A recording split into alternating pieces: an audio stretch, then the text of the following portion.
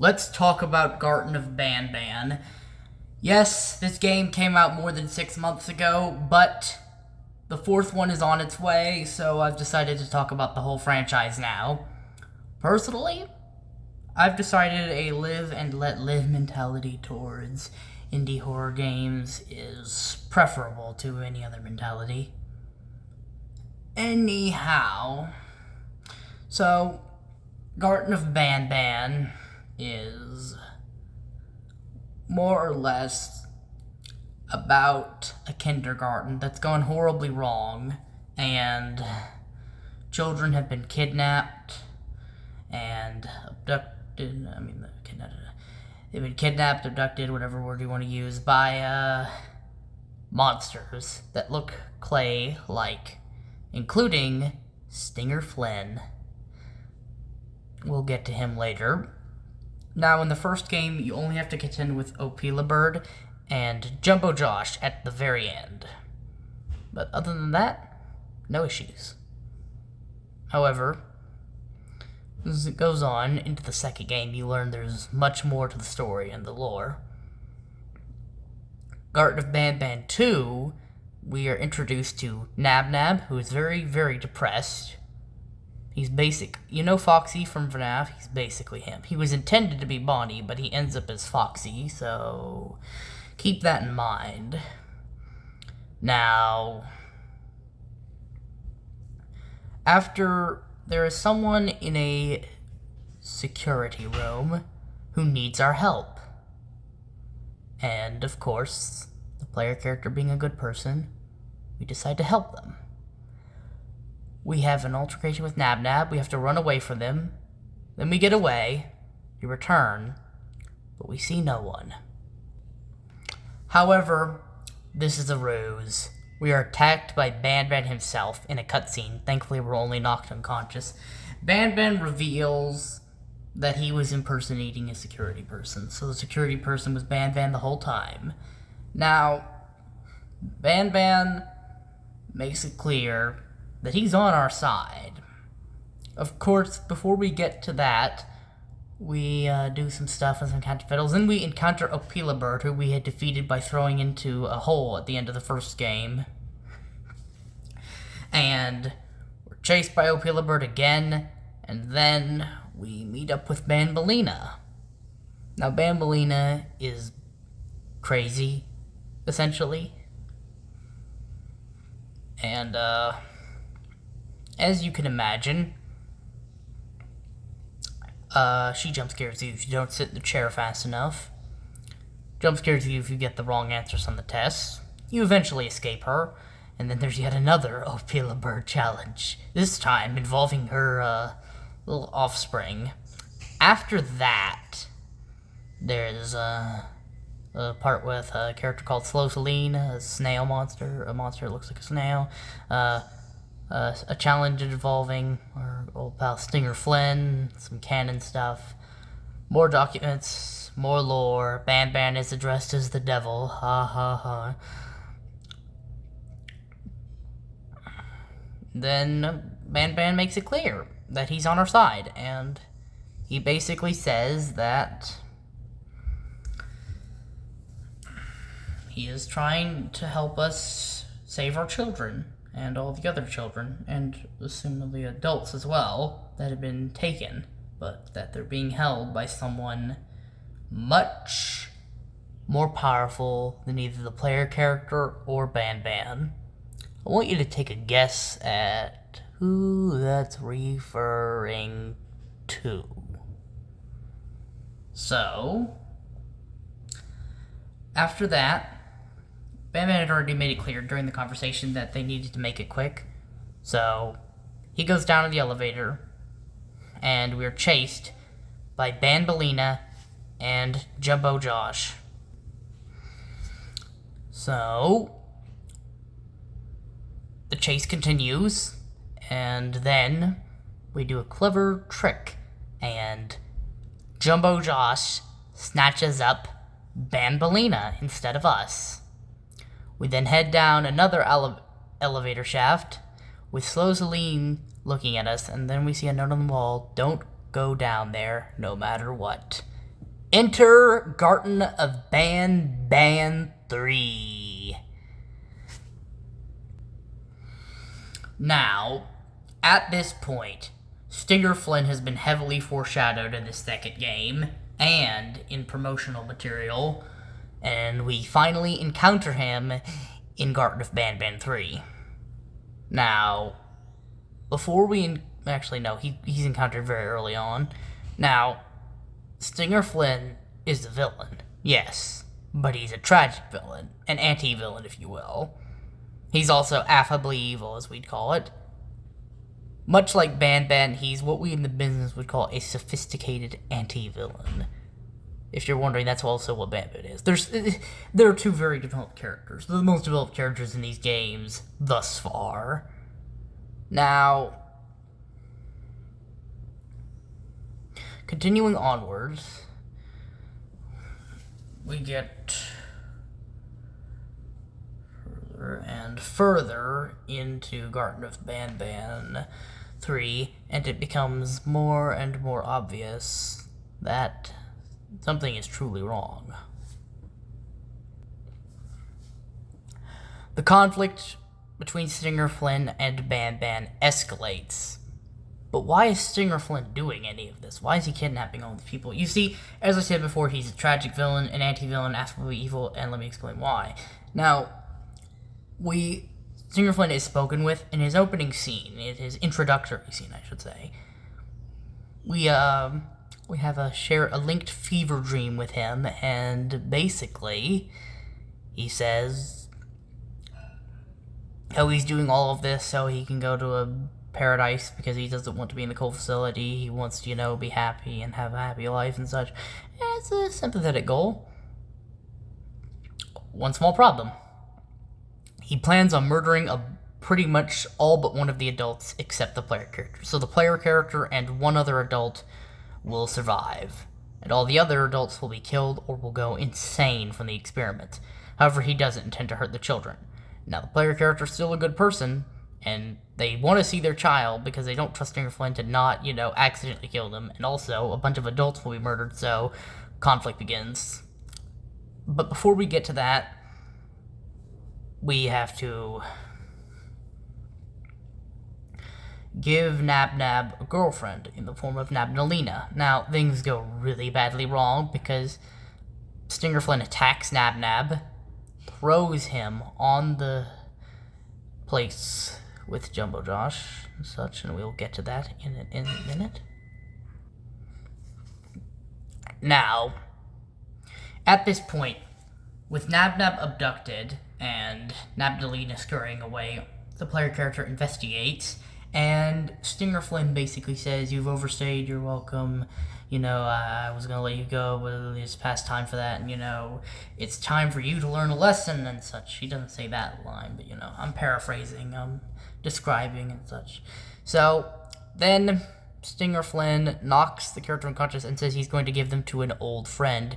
Now, from what we see later, with the player character being alongside Banbalina and Nab in Jumbo Josh's place, that means that Jumbo Josh is Stinger Flynn's old friend. But what's more important and shocking than that, well, not more important, but more shocking than that, is what happens right afterwards. What I consider to be, obviously the funniest, possibly my favorite scene in the whole series thus far. At the very least, probably my favorite scene in the whole series. The highlight of Garten of Banban is this. This is what it's been leading up to. And if you've seen these games, there's a lot of spoilers. That'll be in the description. Please read the description before watching this particular video, because I didn't say it at the beginning of this video, but there's a whole lot of spoilers, and I've already said a lot of them. But yeah, this is a very important scene. It's not important to the lore at all. It's got subliminal stuff at most. It's very funny, though. Now, this is what we get to. The car scene. The car scene, if you've seen Garten of Banban III, if you've seen a playthrough, if you've played it, if you know anything about Garten of Banban III, you know exactly what I'm talking about. The car scene is...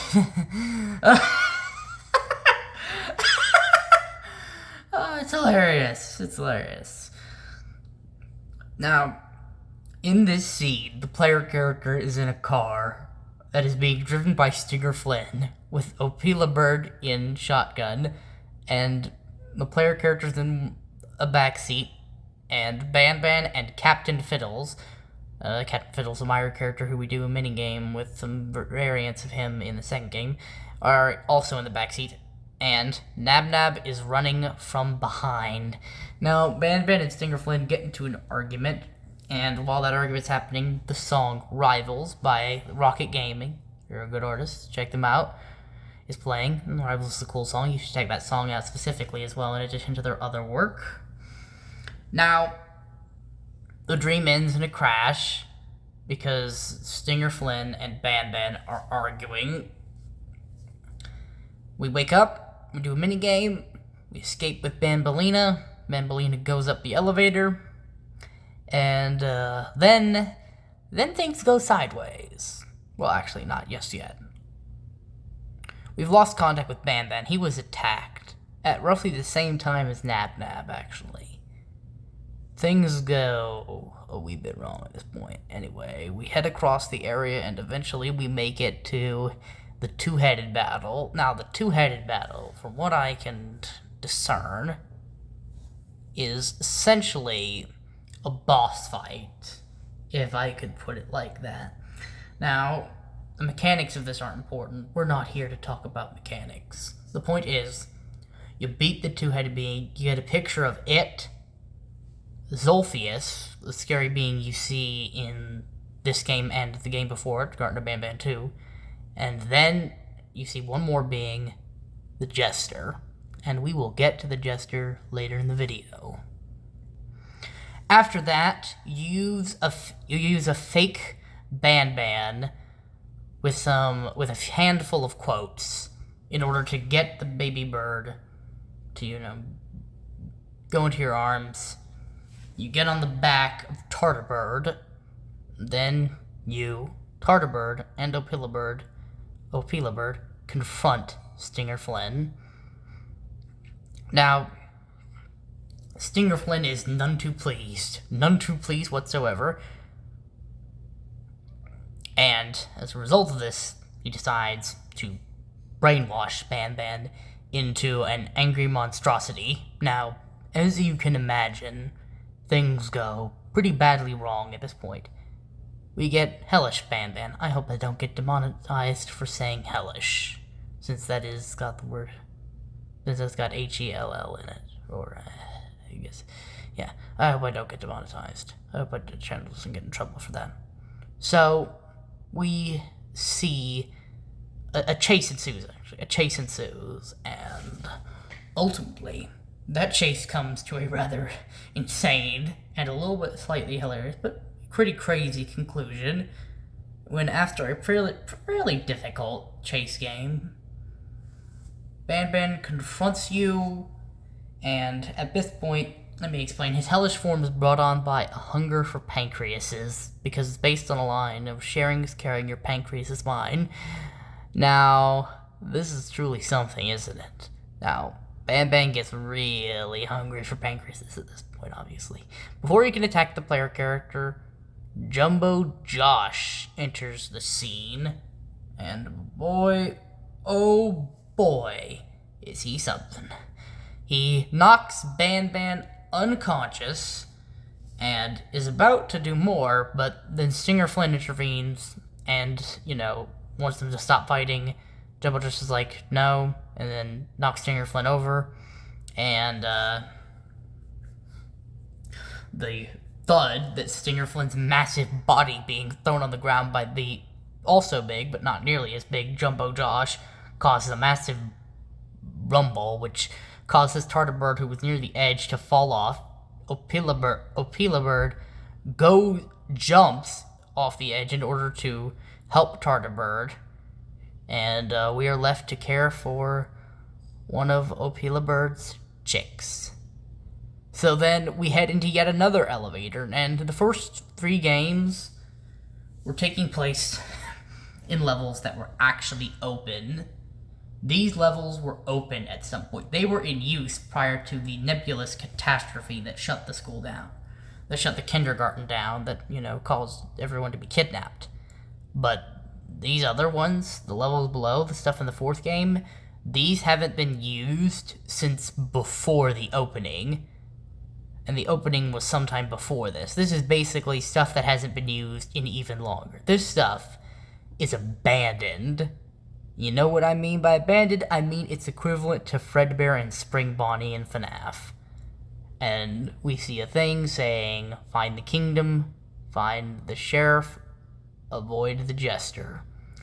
And this brings us to the newly released, as of today, official trailer for Garten of Banban IV. Let's talk about it.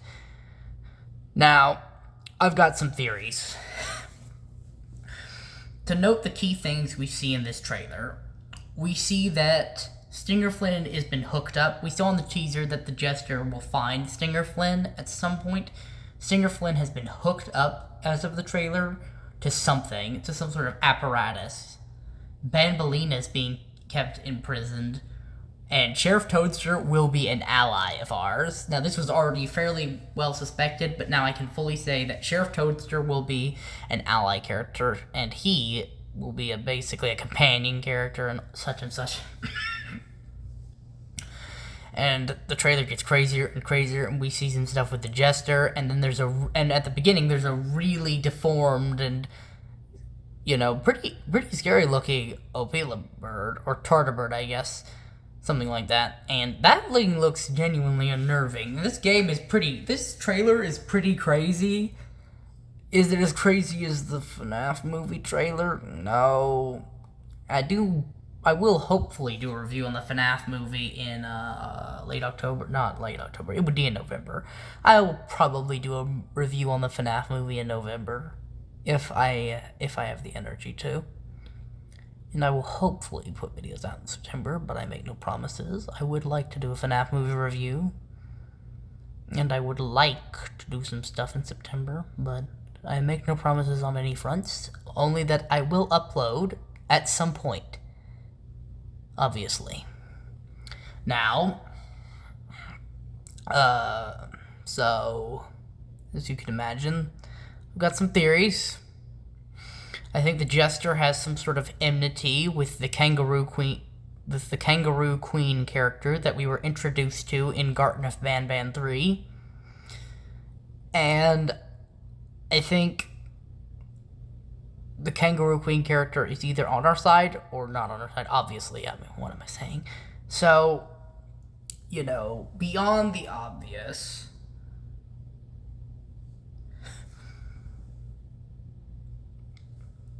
we get into the, I don't really know what else to theorize about. Thoughts on the Banban's absence?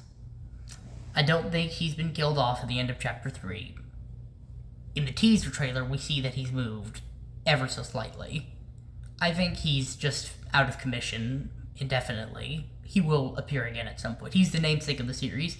And even Freddy, for as marginalized as he got, was never outright taken out.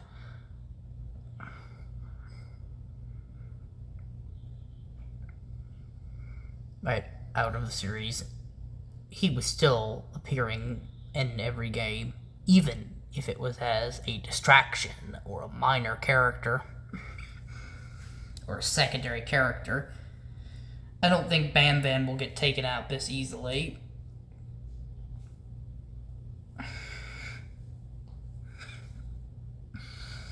So, yeah, either the sheriff or the jester is imprisoning these characters. I'm pretty sure the jester is responsible for whatever happened to Stinger Flynn in the trailer, while with Banbalina, it could be the jester, but it could also just be the sheriff imprisoning her for being over the top. The sheriff seems like a reasonable character. I may end up eating those words, but the sheriff seems like a character that's on our side. And on that note, with the video basically concluded, I've got nothing further to say. So, see everyone later. See y'all later.